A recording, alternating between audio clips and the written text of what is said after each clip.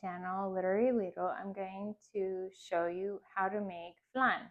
Now this recipe is actually really dear to me because my husband's aunt, as you know, he's Mexican, and his aunt is a really well-known chef in Mexico, and she actually gave me this recipe. So I'm going to share with all of you guys today. All right, so let's get started. So the thing you're going to need is you're going to need a cake pan that you actually put butter the pan. You're going to need a stick of butter, about 2 cups of sugar. This is about a tablespoon of vanilla extract, 3 eggs. You're going to need both condensed and evaporated milk and Philadelphia cheese. Okay, I'll put the full recipe description in my description link. Okay, so let's make the caramel part. So now I've turned off the burner and I'm going to start putting this caramel into this pan. Okay, so take my pot holder, it's very hot, and I'm going to try and evenly distribute the caramel into the cake pan. Okay, and you have to do it fast because it'll cool quickly and then you'll wind up with caramel on the pot instead of the cake pan, which is what we don't want to have happen.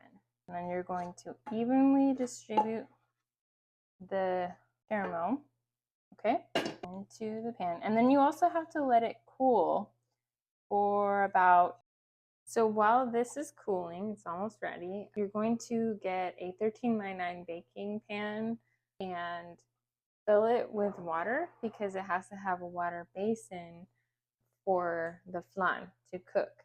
And you're going to cook it at 375 Fahrenheit for an hour and a half. All right, so I'm going to put the main part into the pan. And you have to do it very slowly because you don't want to crack the caramel. Okay, so now I'm going to show you how you gently put this into your water basin. So you take a water basin, just like I said, the 13x9 baking pan, and you're going to gently put in your cake pan into the basin. All right, so you gently make sure it has enough water. If it doesn't, you need, and once you put it in there, you may need to refill the basin with water. And again, it needs to cook for an hour and a half. Once it's cooled, once you take it out after an hour and a half, you're going to put a foil cover onto the cake pan and put it in the refrigerator for at least a minimum of 4 hours. I tend to wait until the following day to take it out.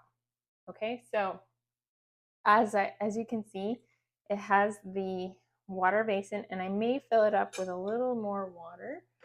So this is what it looks like when it's all cooked. I've let it set in the oven, and I'm going to set it and put it onto my counter to cool off for about 5 minutes. And then I'm going to put it in foil and let it rest overnight in my refrigerator. Now for the moment of truth. Let's find out. This is the finished product for my flan.